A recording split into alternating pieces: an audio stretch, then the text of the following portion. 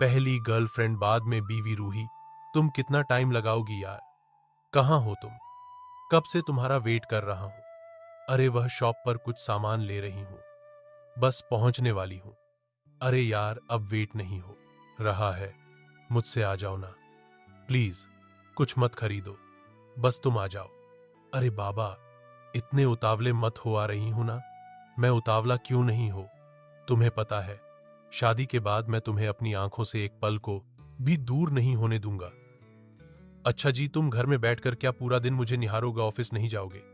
अरे यार, तुम्हारे जैसी बीवी घर में होगी तो ऑफिस कौन जाएगा? अरे पापा बस करो, इतनी भी खूबसूरत नहीं हूं मैं, और ऑफिस तो जाना पड़ेगा बच्चू। प्यार से नहीं जाओगे तो मैं कान पकड़कर भेजूंगी। सिर्फ प्यार से पेट नहीं भरता, कमाने के लिए ऑफिस जाकर काम भी करना पड़ता है।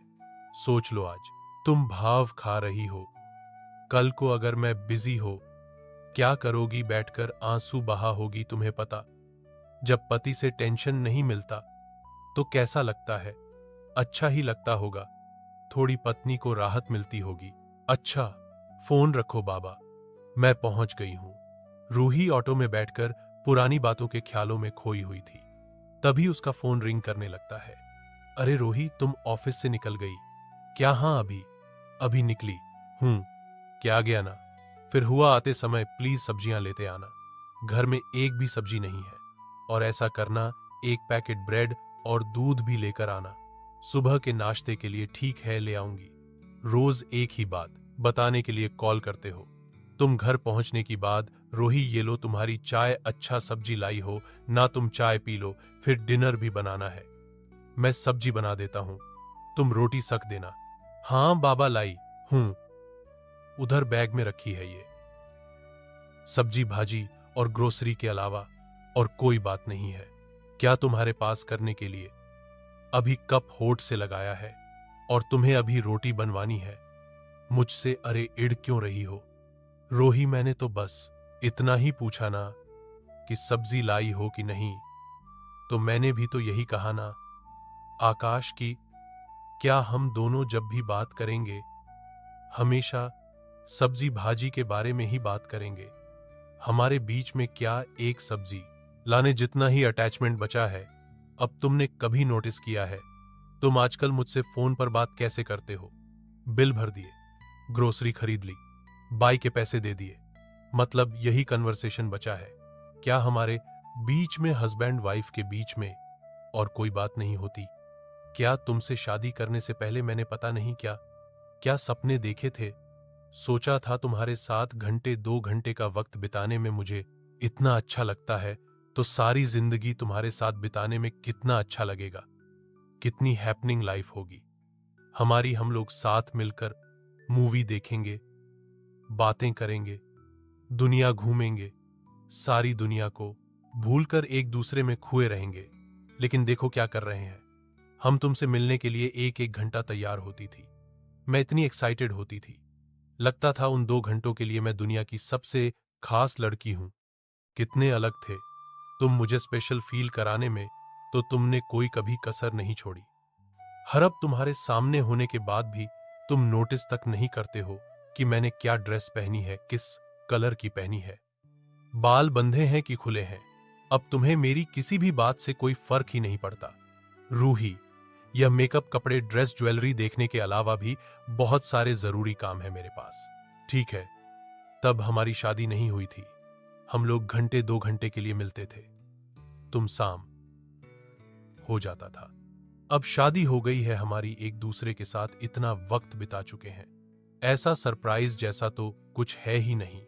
अब और भी बहुत सारी जरूरी चीज है जिंदगी में, उन पर भी तो ध्यान देना है ना। और हम कोई बच्चे नहीं रहे कि छोटी से छोटी बात एक दूसरे को बताते रहे, जताते रहे। मैं जानता हूं तुम मुझसे प्यार करती हो, तुम भी जानती हो मैं तुमसे प्यार करता हूं। अब इसका मतलब यह तो नहीं ना कि सब काम धंधा नौकरी छोड़कर दिन के 24 घंटे सिर्फ एक दूसरे का हाथ पकड़कर बैठे रहे और बस आई लव यू कहते रहे। अगर ऐसा करेंगे तो घर कैसे चलेगा प्रैक्टिकल लाइफ में ना।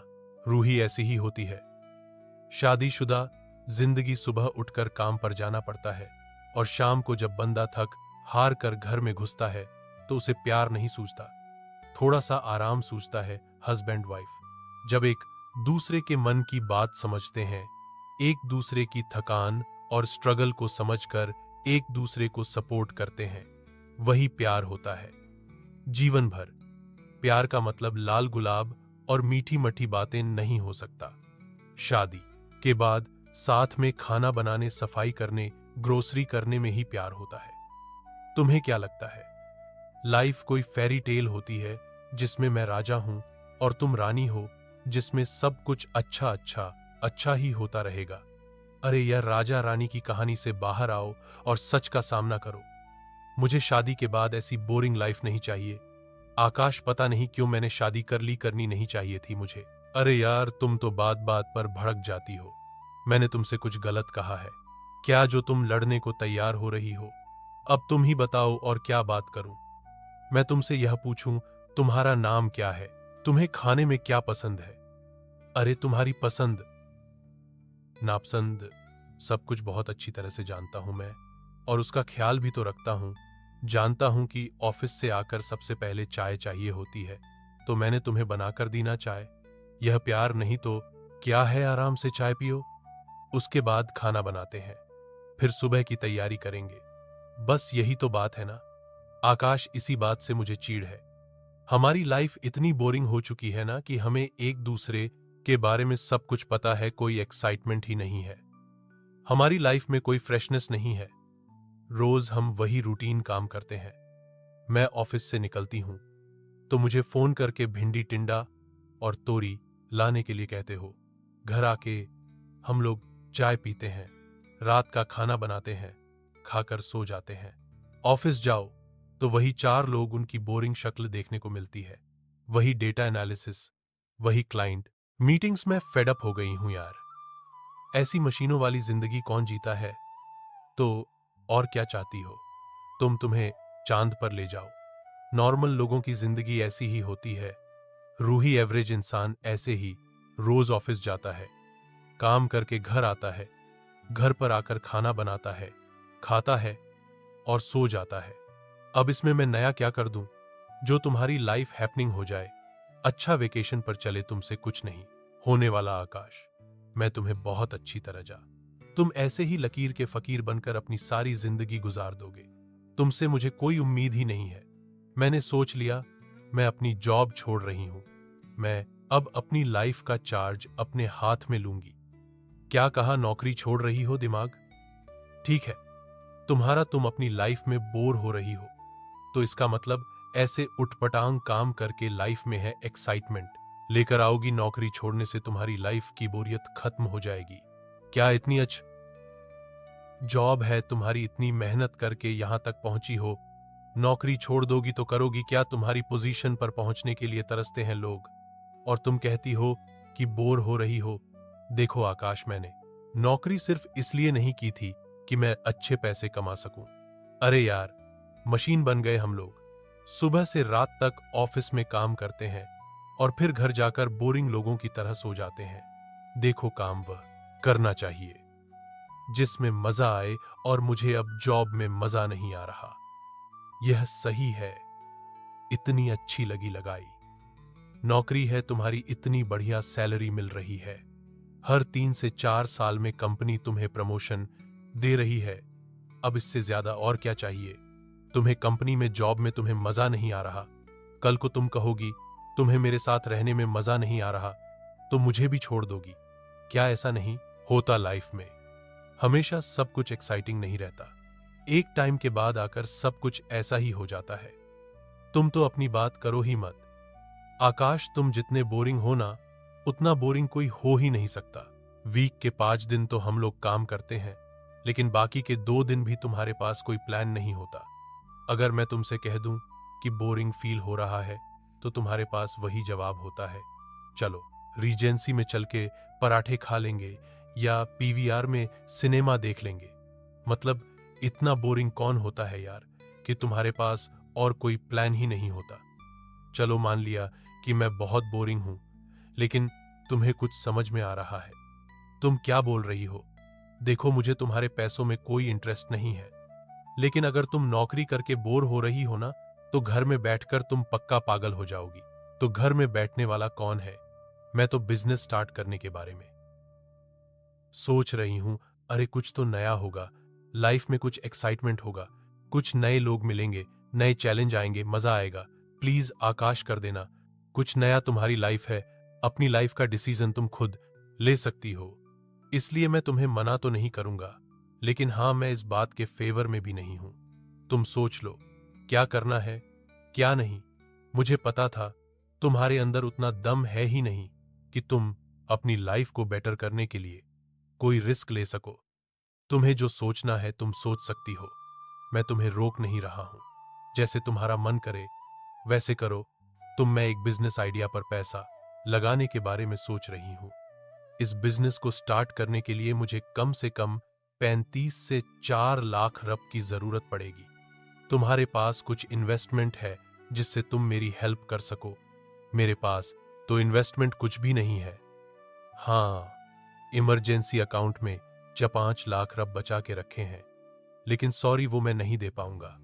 कल को किसी भी तरह की इमरजेंसी होने पर मैं किसके आगे हाथ फैलाऊंगा? ठीक है, कोई बात नहीं। मेरे पास 10 लाख रब हैं। बाकी के पैसों के लिए मैंने एक बैंक में बात कर ली है। मेरा लोन सैंक्शन हो जाएगा। उसके बाद मुझे पैसों की कोई दिक्कत नहीं रहेगी। देखो रोही, तुम बहुत बड़ा रिस्क ले रही हो।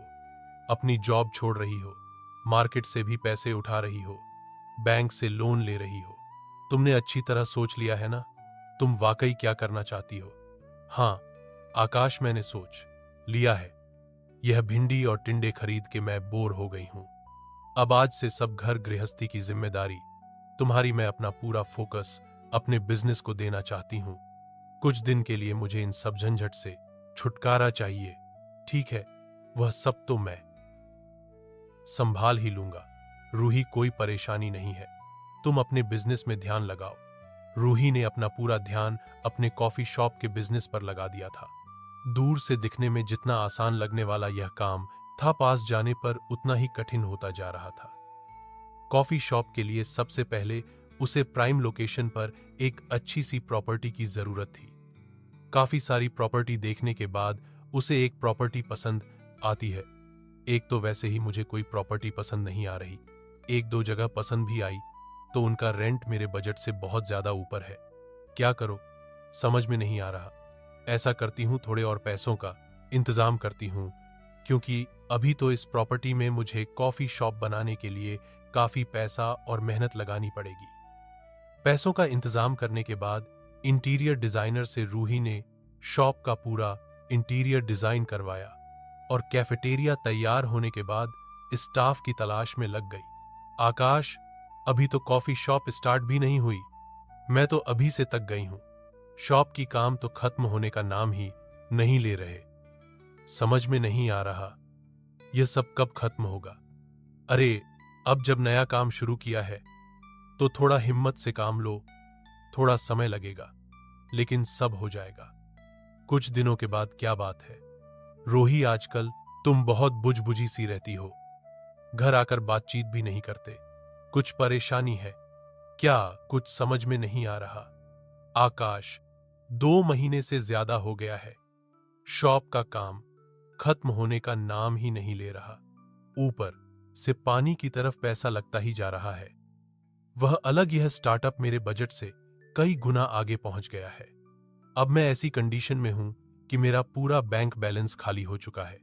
बैंक से लोन ले रखा है मैंने, और अपने दोस्तों से भी अब डर लग रहा है कि पता नहीं कब यह कैफे शुरू होगा और इनकम स्टार्ट होगी। इस कैफे के चक्कर में ना मैं पूरी तरह से खाली हो गई हूं, ऊपर से अच्छा स्टाफ भी नहीं मिल रहा। जो कैंडिडेट पसंद आता है उसकी सैलरी एक्सपेक्टेशन इतनी हाई है कि क्या बताऊं। देखो, सैलरी तो मार्केट में चल रहा है, उतनी तुम्हें देनी ही पड़ेगी। कम सैलरी में कोई क्यों तुम्हारे पास काम करेगा? ज्यादा सोचो मत, फिलहाल स्टाफ हायर करके अपना काम स्टार्ट कर दो। आकाश की बात मानकर रूही स्टाफ को हायर करके अपना कैफे स्टार्ट करती है। कई महीने बीत जाते हैं लेकिन अभी भी कुछ नहीं हो पा रहा था। कैफे में कस्टमर नहीं आ रहे थे, जिसके कारण उसे रेंट, सैलरी और बाकी सारा खर्च भी अपने पॉकेट से देने पड़ रहे थे। 3 महीने के बाद अब मुझसे नहीं हो पा रहा है।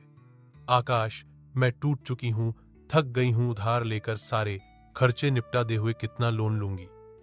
मैं कुछ समझ में नहीं आ रहा। कैफे तो जरा सा भी नहीं चल रहा। मैंने शायद बिजनेस स्टार्ट करने से पहले ठीक से स्टडी नहीं की।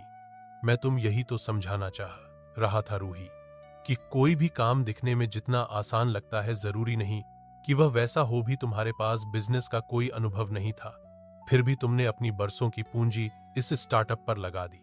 ना तुमने सोचा, ना समझा, ना किसी से सलाह ली, बस कूद पड़ी। अब तो रोज तुम्हें नए चैलेंज फेस करने पड़ रहे हैं। अब लाइफ हैपनिंग नहीं लग रही। मुझे अपनी गलती समझ में आ गई है। तुम सही थे, नौकरी छोड़कर मैंने अपने पैरों पर कुल्हाड़ी मारी है। मेरा अच्छा सा चलता हुआ कैरियर खराब हो गया। अब क्या करूंगी? तुम परेशान मत हो रोही, जो होगा मिलकर संभाल लेंगे। मैं हूं ना तुम्हारे साथ। फिर क्या टेंशन है? मेरे पास कुछ रुपए हैं, फिलहाल स्टाफ की सैलरी पे करके कैफे बंद कर। इंसान सीखता है। अब यह जो इतने अच्छे बन रहे हो, पहले ऐसे नहीं बन सकते थे। यह सब तुम्हारी वजह से हुआ। तुम ही मेरे साथ ऐसे पेश आ रहे थे जैसे मैं घर से पकने वाली कोई बोरिंग सी दाल हूं, जिसके होने ना होने से तुम्हें कोई फर्क नहीं पड़ता। बस अपनी शादी से पहले वाली लाइफ को वापस पाने के चक्कर में यह सब गलती हो गई। मुझसे पहले तो तुमने मुझे इतने बड़े बड़े सपने दिखाए और बाद में ऐसे बोरिंग हो गए। तुम मेरे लिए घर में पकने वाली दाल नहीं, दाल में डालने वाला नमक हो, जिसके बिना जीवन में कोई स्वाद नहीं। हम रोज अपने खाने में नमक खाते हैं, लेकिन क्या रोज उसकी तारीफ में कसीदे पढ़ते हैं? ऐसा तो है नहीं कि एक दिन भी नमक के बिना हमारा काम चल जाए। शादी के बाद बिना मेहनत और संघर्ष के कुछ नहीं पाया जा सकता है। और सबसे बड़ी बात, इस सच को स्वीकार कर लो कि अब हम कोई कॉलेज में पढ़ने वाले बच्चे नहीं हैं कि प्यार प्यार खेलते रहेंगे। उम्र के साथ बदलाव आता ही है, और वह जरूरी भी होता है। घर और नौकरी की जिम्मेदारियां, थका तो है, लेकिन एक दूसरे के साथ हाथ थाम कर चलते जाना ही प्यार है। सॉरी आकाश, अपनी मनमानी करने और तुम्हारी बात ना मानने के लिए मैं बहुत शर्मिंदा हूं। बस कल संडे है, कुछ प्लान करें?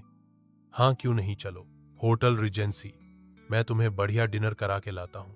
फिर से रिजेंसी, तुम सुधरने वाले नहीं हो ना?